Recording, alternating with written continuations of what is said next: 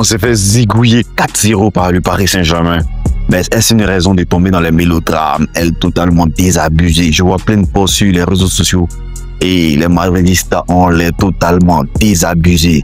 Vinicius doit quitter le club, Mbappé doit quitter mon club, Bellingham doit quitter mon club, Rodrigo doit quitter le club.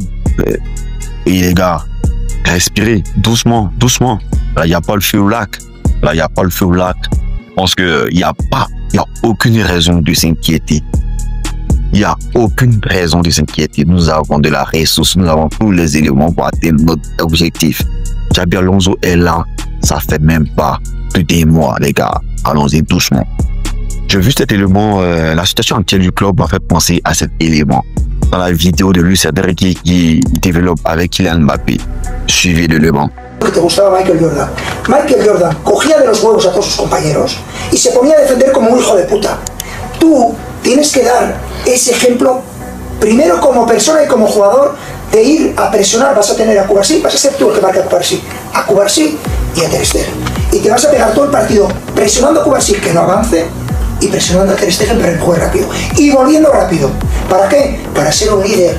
Porque tú piensas como que tú nos tienes que marcar los goles. Claro, tú eres un fenómeno, un top mundial, ninguna duda. Pero yo no me vale eso. Un líder de verdad es que cuando no nos puedes ayudar con los goles, porque el otro día tenías a dos jugadores de alto nivel para ti y no puedes ayudarnos, tú nos ayudas en todo lo defensivo.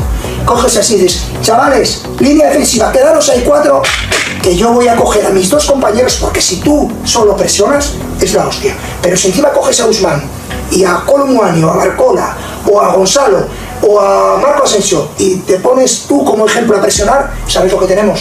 Una puta máquina.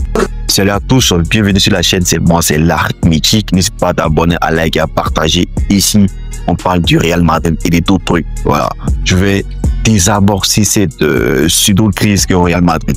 Les gars, nous à Madrid, on n'a pas un problème de victoire, on n'a pas un problème de titre, on n'a pas un problème de... Voilà, on n'a pas tous ces problèmes-là qu'ont tous ces clubs-là. Ils font 10 ans sans remporter des Ligues des Champions, qui font des années. Nous, on est toujours au sommet. Alors, nous sommes toujours au sommet. Certes, on a connu une année assez difficile. Mais est-ce que nous avons plus perdu que nous avons gagné en qualité? Certes, on a perdu Benzema, on a perdu Kroos, qu'on ne pourra très simplement pas remplacer. Mais nous avons gagné Kylian Mbappé en termes de talent. C'est dit, Benzema, c'est un niveau ballon d'or, c'est un talent énorme. Parce qu'avec Kylian Mbappé, on perd en qualité. Non, on ne perd pas en qualité. On ne perd pas en qualité. Tu me diras que non, c'est pas les mêmes postes et tout. Je suis d'accord avec toi. Non, aujourd'hui, Kylian Mbappé est dans une année de transition. Il va jouer maintenant 9.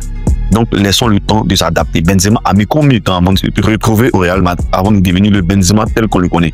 Il a mis plusieurs années, c'est-à-dire plus de 6 ans avant de devenir un joueur vraiment hors norme. Donc, Kylian Mbappé, déjà, sa première saison, il bat tous les records. Donc, allons-y doucement. Je pense que il n'y a aucune raison de s'alarmer. Nous avons de la ressource, c'est le plus important. Lorsque Luis Enrique prend le lead du Paris Saint-Germain, prend la gestion du Paris Saint-Germain, il dit toujours dans ses commentaires ou interviews qu'il n'est pas inquiet. Pourquoi il n'est pas inquiet? Et même lorsqu'on lui demandait si Kylian Mbappé quitte le club, est-ce que tu es inquiet? Il dit non, il n'a jamais été inquiet. Pourquoi? Parce qu'il avait de la ressource. Il sait que avec l'effectif qui est là, il peut atteindre ses objectifs. C'est ce qu'on ne comprend pas en fait. Xabi Alonso a de la ressource. Aujourd'hui, nous, au Real Madrid, je précise encore, nous ne sommes pas en quête du trophée de façon urgente. On gagnait déjà. On gagnait déjà avec Ancelotti. Le fait de changer Ancelotti pour Xabi Alonso, c'est un problème des riches. On voulait gagner avec de la manière. On voulait gagner en dominant le jeu, en étant suprême à tous les niveaux du jeu.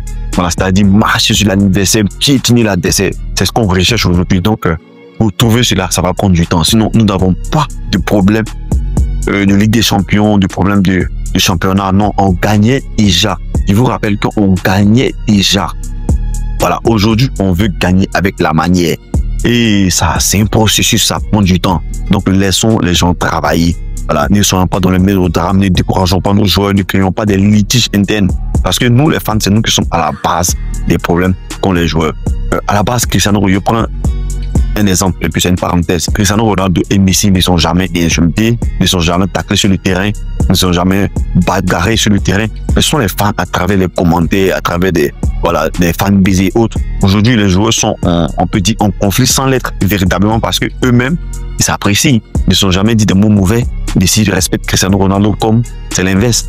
Mais nous, les fans, on crée des litiges internes et tout, et les joueurs, qui sont des hommes comme nous, qui tournent sur les réseaux sociaux, sont obligés de réagir.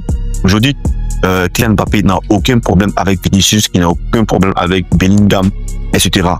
Donc, arrêtons de créer des litiges sur tous les comptes fans du Real Madrid qui sont tellement, franchement, c'est zéro. Je préfère ne pas en parler. Donc, revenons au système de jeu. Dans la vidéo, Luis Enrique demande à Kylian Mbappé de faire un pressing. Voilà, il demande à Kylian Mbappé d'amorcer le pressing et c'est par lui, ça va avoir un effet en chaîne qui va, le monument va motiver tous ses coéquipiers pour qu'il fasse un pressing coordonné et tout, et lui, il a la base de tout ça. Si Kylian Mbappé avait accepté dès le départ de respecter les consignes strictes de Luis Enrique, il serait probablement à la place de Ousmane Dembélé parce qu'il a plus de qualité que lui. Parce que le pressing, Kylian Mbappé, c'est le plus gros galopeur du football de l'heure actuelle. Franchement, c'est le plus gros sprinter du football de l'heure actuelle. Il est très, très rapide, très vif. Donc, fait un pressing qui t'a sorti à la 60e minute parce que c'est ce que c'est un peu la tactique que Luis Enrique a mis en place. À la 60e minute, 70e minute, Ousmane Dembélé est totalement claqué. Et donc, il a deux équipes. Il remplace un peu les joueurs qui ont fait le go-go pressing, mais arrivé à la 70e minute, le PSG a déjà plié la rencontre. C'est une très bonne tactique, même si elle est risquée. Donc, je pense que nous avons de la ressource, nous avons Kylian Mbappé, nous avons Vinicius, nous avons Rodrigo, nous avons Bellingham. Courir, c'est pas un problème. Tout est une histoire de quoi. Courir, pas courir dans le vide en fait. Courir de façon coordonnée. Et je pense que c'est l'intention que Xabi Alonso doit mettre en place. Il doit trouver les discours, il doit trouver les combinaisons, il doit trouver les automatismes dans les courses du pressing. Lorsque tu fais, je pense que Dembélé, lorsqu'il fait ces courses-là, il le fait avec conviction parce qu'il sait qu'il y a un suivi derrière. Ce qui lui donne la force et l'énergie de continuer à le faire. Mais lorsque tu fais un pressing et c'est pas suivi, honnêtement, pour ceux qui jouent au foot, bah, tu vas pas passer autant à courir dans le vide. Voilà, donc actuellement au Real Madrid, les pressings ne sont pas coordonnés. Donc, le fait que Vinicius ou Kylian Mbappé ne presse pas, c'est logique en fait, parce que le système n'est pas adapté. D'autres diraient que non, mais Kylian Mbappé, autant des Neymar, il pressait pas et tout. Non, il pressait pas parce que le jeu n'était pas adapté à ce type de pressing. Donc aujourd'hui, avec ce que Xabi Alonso veut mettre en place, je pense que l'énergie de l'autre va avoir une synergie. Si tout l'effectif va faire des pressings de part et d'autre pour pouvoir récupérer le ballon. Et il n'a qu'à un seul mois. Donc je pense que Kylian Mbappé l'a très bien compris et ça sera vraiment un retour de karma si Ousmane Dembélé, parce que je l'espère que Ousmane Dembélé va gagner le ballon d'or. Kylian Mbappé comprendra que s'il avait fait plus tôt, il aurait gagné ce ballon d'or là. Mais cela n'empêche pas de le faire maintenant parce que d'autres sont là, non, Kylian Mbappé ne va pas faire du pressing ou bien le Real Madrid va demander l'avis de Kylian Mbappé pour faire un pressing. Non les gars, c'est une synergie. Lorsque le système de jeu est bien rodé, tout se met en place. La première saison de Yamal avec le Barça, sous Xavi Hernandez, le Barça avait ses joueurs, ces mêmes joueurs. Je ne pense pas que l'effectif a beaucoup évolué. Il y a que Daniel Mo qui est venu, qui est en termes de gros joueurs, n'est même pas titulaire, on peut dire, au Barça, mais c'est quasiment le même effectif, mais qui reste d'une certaine manière parce que tout est une histoire de mise en place des systèmes de jeu. Avec Hansi Flick, ça brille rapidement, mais peut-être qu'avec Xavi, ça peut prendre du temps et tout. Mais on sait déjà où on s'en va, on sait déjà ce qu'on veut développer et c'est déjà une très bonne piste. Et ce qui est très bon au Real Madrid, où je ne suis pas du tout inquiet et toi, tu ne dois pas être inquiet, c'est que nous avons de la ressource. Nous avons de la ressource. Nous ne devons pas faire partie Rodrigo, tout ça. Mais je pense que le club est un peu complice un peu de tout ça. Le fait de faire sortir dans la presse que Rodrigo sera transféré et tout. Je pense que c'est un mot c'est un signe qu'on lance à Rodrigo pour tester sa fidélité en fait. Voilà, je pense que Rodrigo ne doit pas prendre cela, ou les fans ne doivent pas prendre cela comme un désaveu de Rodrigo. Le Real Madrid est conscient de la qualité de Rodrigo. Mais le Real Madrid veut des joueurs qui ont mouillé le maillot. Donc beaucoup de personnes disent non, Rodrigo veut quitter le club, mais Rodrigo ne peut motiver, ou bien le Real veut chasser Rodrigo. Ce n'est pas le cas.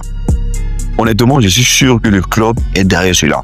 Voilà. Mais le club veut s'assurer que Rodrigo est vraiment dans le projet du club. Que ce soit sur le banc, que ce soit sur le terrain, Rodrigo doit se donner à 100% comme une nouvelle recrue, en fait, pour gagner sa place. Parce qu'il n'y a pas de place garantie au Real Madrid. Que ce soit Kylian Mbappé, que ce soit n'importe qui, il n'y a pas de place garantie au Real Madrid. Voilà. Kylian Mbappé joue parce qu'il a les qualités pour jouer. Gonzalo Garcia et autres. Les gars sont raisonnables. Souvent, je vois des choses qui sont vraiment lunaires sur Internet. Et non, en vendant Vinicius. Les gars, sur le marché actuel, vous avez qui est meilleur que Vinicius? Vous avez qui disponible sur le marché qui est meilleur que Vinicius? Ou quel joueur dans un club qui peut être libéré qui est meilleur que Vinicius? Vous pensez que le football, c'est limite uniquement pressing? Jamais de la vie. Le Paris Saint-Germain arrive à faire ce qu'il faut parce qu'ils ont Svara qui est très très bon. Très très bon. Ousmane Dembélé qui est très très très très bon. Hakimi qui est très très bon. Désiré Doué qui est une pépite. Barcola qui est une pépite. Fabien Ruiz qui est très très bon. Vitinha qui est une pépite. João Neves qui est une pépite. Certes, ils ne sont pas, c'est le PSG qu'on peut dire qui les a donné ces statuts-là. Mais un joueur qui doit être très bon doit forcément être découvert quelque part. Et ils ont été découverts au Paris Saint-Germain. Une petite parenthèse encore, on va prendre l'exemple du Monaco. De ce Monaco où Kylian Mbappé est sorti, Bernardo Silva est sorti, James Rodriguez est sorti, Fabinho est sorti, plein de joueurs sont sortis. À la base, ils n'étaient pas des gros stars, mais qu'est-ce qu'ils sont devenus? Ils sont devenus des gros joueurs aujourd'hui. Donc aujourd'hui, le Paris Saint-Germain a reçu déceler à travers Lucas Spurs ces différentes pépites-là pour les réunir. Donc il faut du talent lié à l'effort pour atteindre les résultats. Donc je vois des discours non libérer Vinicius, mais tu vas libérer Vinicius pour remplacer par qui? Tu vas remplacer Kylian Mbappé par qui? Tu vas remplacer Bellingham par qui? Qui est plus fort que lui? Il n'y a personne. Si on veut prendre chacun en nos postes, nous sommes meilleurs que le Paris Saint-Germain. 2 fois plus. Voilà, chacun en nos postes. Parce que pour moi, Hakimi est légèrement au-dessus des Trent Alexander-Arnold. Parce qu'il revient de blessures et tout, mais Trent Alexander-Arnold, à son prime, n'a rien à virer à Hakimi. N'a rien à dire à Hakimi. Le seul poste où le Paris Saint-Germain on peut dire, a de l'avance sur nous, c'est latéral gauche et sentinelle. Voilà, parce que Vitinha aujourd'hui, franchement, c'est hors catégorie. Donc, c'est le seul poste où aujourd'hui le PSG a des meilleurs joueurs que nous. Sinon, à tous les autres postes, on a des meilleurs joueurs que le Paris Saint-Germain. Seulement que tout est une histoire d'automatisme, de système de jeu et de ces facteurs techniques en fait. Voilà, sinon sur le plan des joueurs, de la qualité des joueurs, je pense qu'on a vu qu'on était capable de faire des pressings parce que tout est une histoire d'automatisme, de volonté et des discours du coach. Donc aujourd'hui, Xabi Alonso a un gros chantier à mettre en place. La vidéo de Luis Enrique est révélatrice de ce que Kylian Mbappé doit faire aujourd'hui, mais c'est révélateur aussi de tout ce que les gros clubs aujourd'hui, s'ils veulent vraiment challenger, des challengers vraiment importants ou impactants dans le monde du football moderne, il faut faire des pressings. Voilà, il faut empêcher l'adversaire de pouvoir mettre son jeu en place. Il n'y a rien de plus, rien de moins. Maintenant, la différence va se faire au niveau de la qualité intrinsèque des joueurs. Parce qu'aujourd'hui, le Real Madrid n'a rien à envier au Paris Saint-Germain. Maintenant, tu me diras que non, des joueurs qui sont stars avec l'ego ne font pas les efforts. Non, pas du tout. Si tu es challengé, quand on te met sur le banc et le coach à la poigne, tu vas faire les courses. Voilà, parce que c'est Kylian Mbappé et tout ça, on les a connus, ils galopaient comme des sauvages. C'est pas là maintenant qu'ils vont décider à devenir, voilà, chacun cherche sa place au Real Madrid, chacun cherche à être titulaire au Real Madrid. Et je pense qu'ils feront les efforts. Donc, vous n'avez pas à vous inquiéter. Nous avons de la ressource. Le Real Madrid va dominer le monde du football. Peut-être pas l'année prochaine, mais les prochaines années, il y aura une dynastie Real Madrid. Ça sera incroyable. Donc, n'hésite pas à liker, à t'abonner, à partager la vidéo si tu es d'accord avec moi. C'était l'Arithmétique en ensemble. Tous.